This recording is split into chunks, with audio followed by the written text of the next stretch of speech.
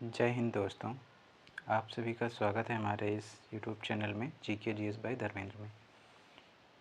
तो आज हम बात करने वाले हैं 1857 की क्रांति के बारे में कि इस पर किस प्रकार के प्रश्न पूछे जाते हैं आने वाली परीक्षाओं में और कैसे प्रश्न बन सकते हैं 1857 की क्रांति को लेकर।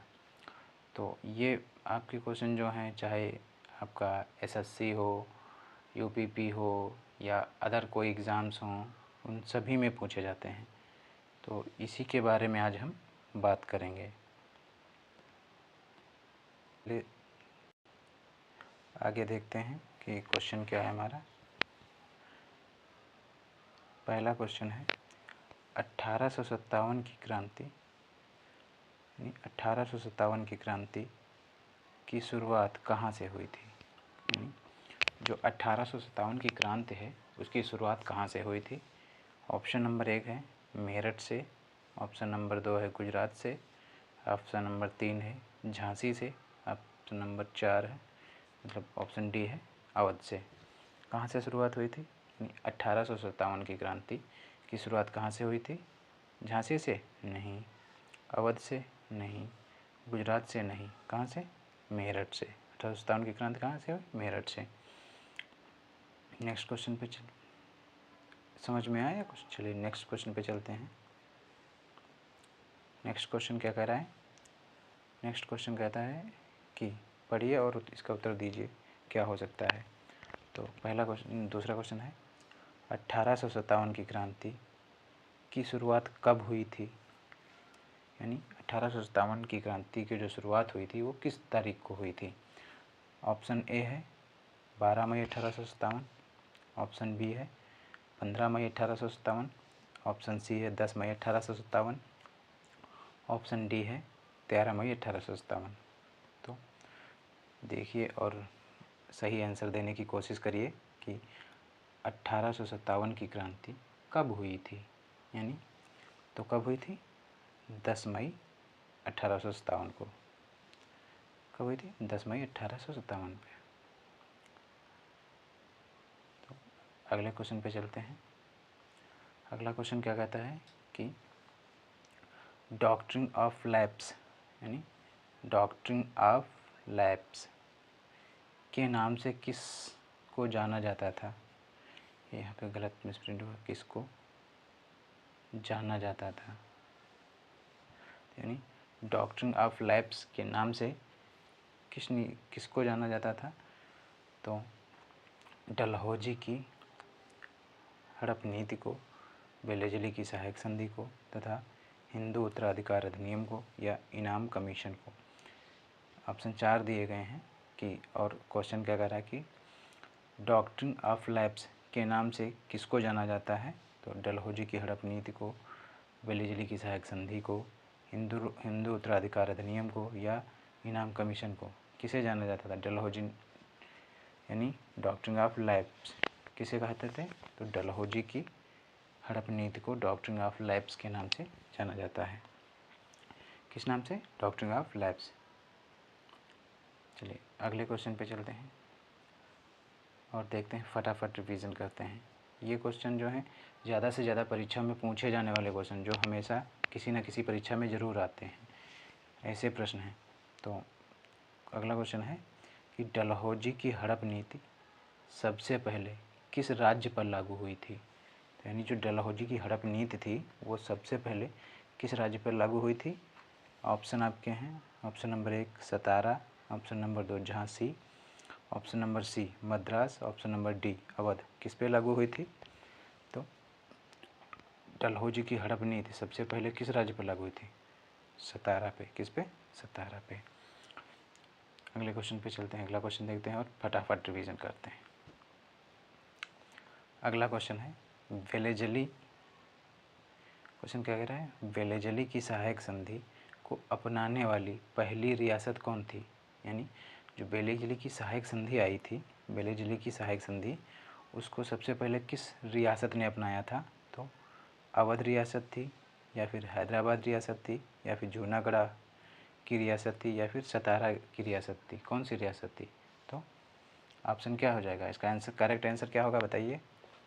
इसका करेक्ट आंसर होगा हैदराबाद रियासत। कौन हो जाएगा? हैदराबाद। यानी हैदराबाद के जो निज़ाम थे, हैदराबाद के निज़ामों ने जो है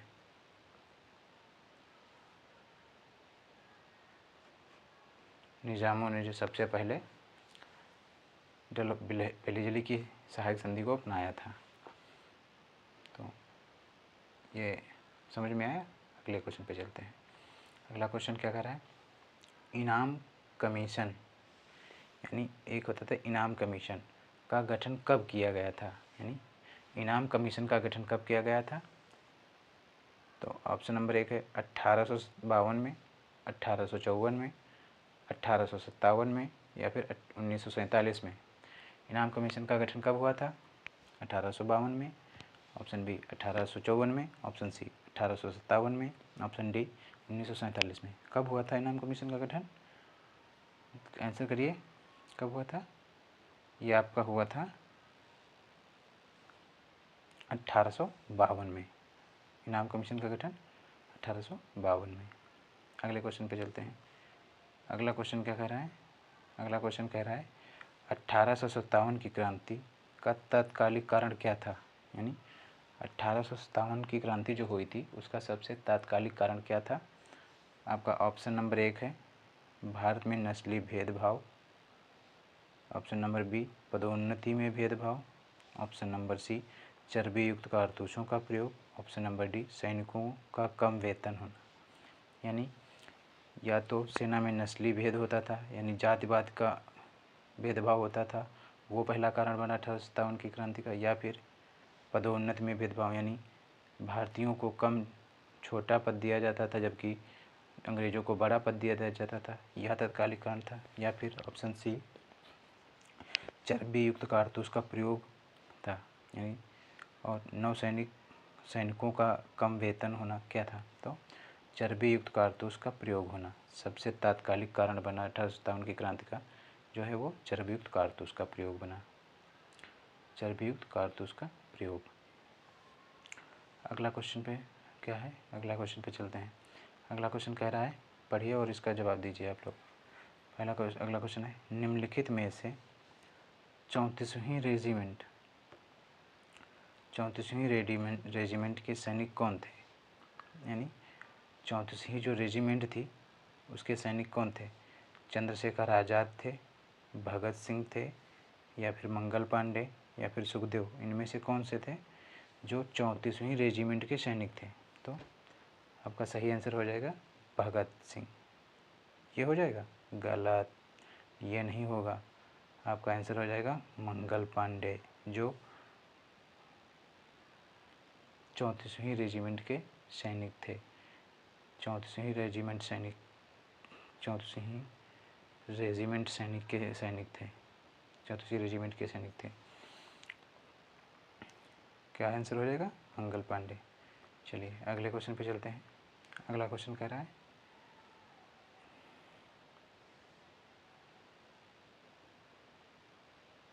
मंगल पांडे को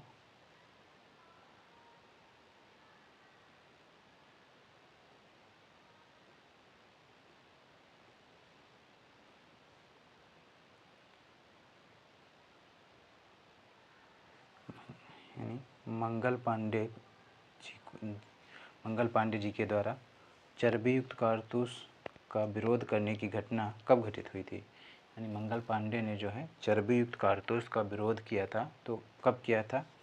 29 मार्च 1857, 29 मार्च 1857, 8 अप्रैल 1857, 10 मई 1857, या फिर 30 मई 1857 को कब किया था? तो 10 मई 1857 को चर्बी युक्त कारतूस का विरोध किया था। किसने? मंगल पांडे ने। अगले क्वेश्चन पे चलते हैं। अगला क्वेश्चन क्या कह रहा है देखिए और जवाब दीजिए कि मंगल पांडे को फांसी कब दी गई थी? यानी 34वीं रेजिमेंट के सैनिक थे मंगल पांडे, 34वीं रेजिमेंट के सैनिक थे। इन्हें फांसी कब दी गई थी मंगल पांडे को? तो 9 अप्रैल 1857, 8 अप्रैल 1857, 29 मार्च 1857, या 10 मई 1857। कब फांसी दी गई थी?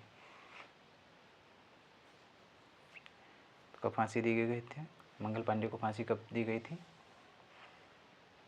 8 अप्रैल 1857। कब दी गई फांसी? 8 अप्रैल 1857 को मंगल पांडे को फांसी हुई थी। कहाँ फांसी हुई थी? तो बैरकपुर में इन्हें फांसी दी गई थी 8 अप्रैल 1857 को। बाकी और देख लेते हैं इसके बारे में कि 19 जुलाई 1827 को मंगल पांडे का जन्म हुआ था। मंगल पांडे जी का जन्म 19 जुलाई 1827 ईस्वी को, और ये 1849 ईस्वी में ईस्ट इंडिया कंपनी में सैनिक में सेना में शामिल हुए थे। 1849 ईस्वी में 1856 में इन्होंने क्या किया? 1856 में इन्होंने सेना में ग्रीस कारतूस का इस्तेमाल शुरू किया था, यानी ग्रीस कारतूस का इस्तेमाल शुरू किया गया। फरवरी 1857 को कारतूस में जानवरों की चर्बी का इस्तेमाल से रोका था। फिर 29 मार्च 1857 को मंगल पांडे ने इसके खिलाफ आवाज़ उठाई और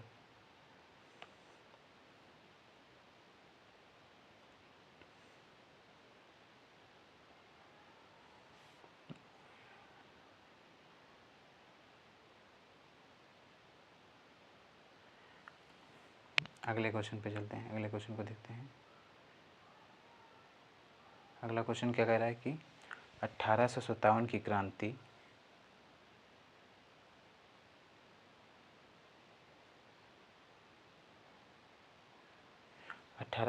की क्रांति की पूर्व निर्धारित तिथि क्या थी? यानी 1857 की जो क्रांति थी वो अपने निर्धारित समय से पहले हो गई थी। तो 1857 की क्रांति की पूर्व निर्धारित तिथि क्या थी?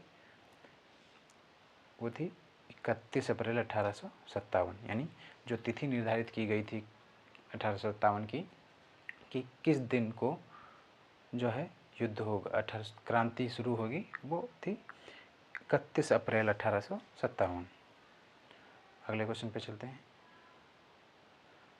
अगला क्वेश्चन क्या कह रहा है कि किसके नेतृत्व में 9 मई 1857 की रात को मेरठ की ब्रिटिश छावनी पर भारतीय सैनिकों ने धावा बोला था? किसके नेतृत्व में मेरठ की ब्रिटिश छावनी पर भारतीय सैनिकों ने धावा बोला था? तो बख्त खां के नेतृत्व में। कौन नेतृत्व कर रहा था? बख्त खां कर रहे थे। अगले क्वेश्चन पे चलते हैं। अगला क्वेश्चन क्या है?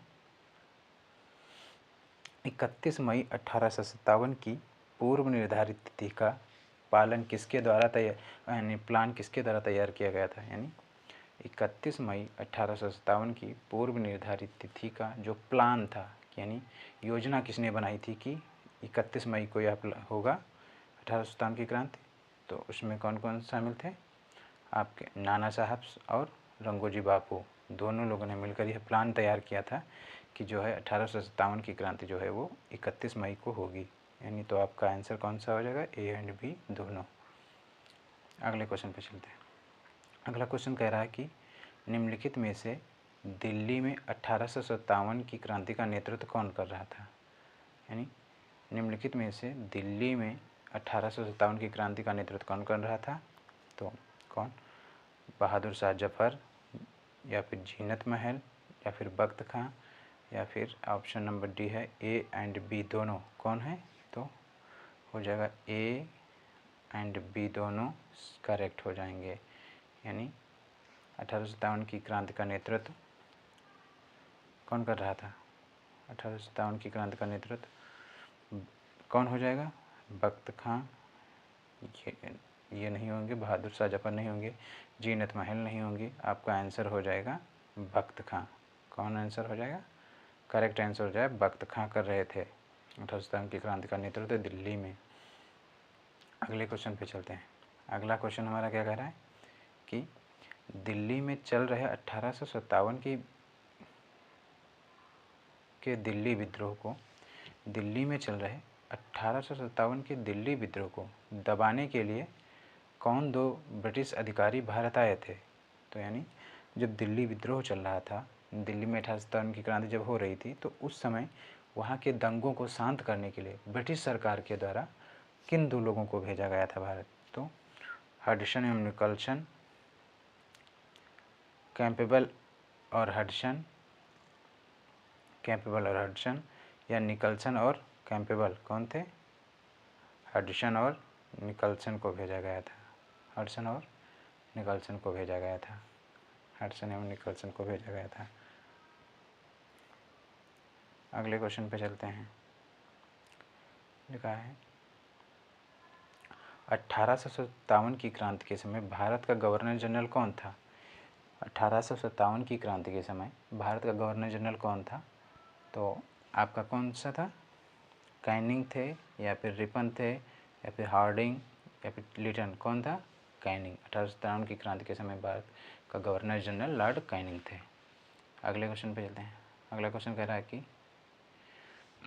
बहादुर शाह जफर को गिरफ्तार करके कहाँ भेज दिया गया था? यानी जब 1857 की क्रांति चल रही थी उस समय बहादुर शाह जफर को अंग्रेज़ों की तरह गिरफ्तार कर लिया गया। उन्हें कहाँ भेज दिया गया था? नेपाल भेजा गया था? नहीं। बांग्लादेश? गलत। दिल्ली? गलत। कहाँ भेज दिया गया था? रंगून। रंगून कहाँ पड़ता है आपका? म्यांमार में। म्यांमार भेज दिया गया था। कहाँ भेज दिया गया था? म्यांमार में। अगले क्वेश्चन पे चलते हैं। और यहीं पर इनकी मृत्यु हो गई थी, म्यांमार में ही। अगला क्वेश्चन क्या कर रहा है? लखनऊ विद्रोह 1857 की घटना कब हुई? यानी जो विद्रोह था वो लखनऊ में कब प्रभावी हुआ? 1857 का विद्रोह लखनऊ में कब प्रभावित हुआ? तो लखनऊ में कब प्रभावित हुआ? 4 जून को? गलत। 5 जून को? गलत। 30 मई को? सही। कब हुआ? 30 मई को प्रभावी हुआ लखनऊ में। अगले क्वेश्चन पे चलते हैं। यानी ये भी गलत। 30 में नहीं, गलत।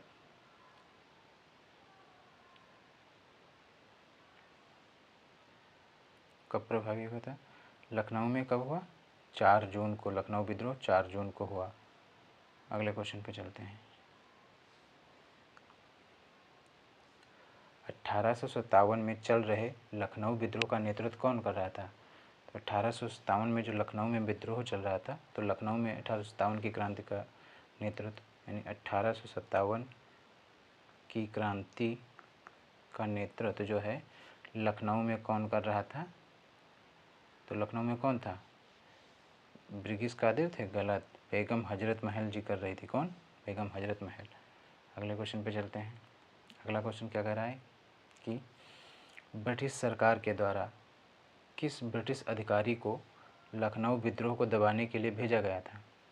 यानी ब्रिटिश सरकार के द्वारा किस ब्रिटिश अधिकारी को लखनऊ विद्रोह को दबाने के लिए भेजा गया था? तो वो आपका था कैंपेबल। और कौन था? कैंपेबल थे। कैंपेबल लखनऊ विद्रोह को दबाने के लिए कैंपेबल को भेजा गया था। अगले क्वेश्चन पे चलते हैं। अगला क्वेश्चन क्या है?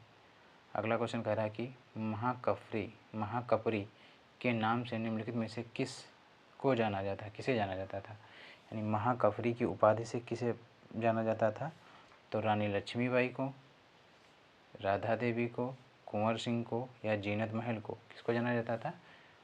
बेगम।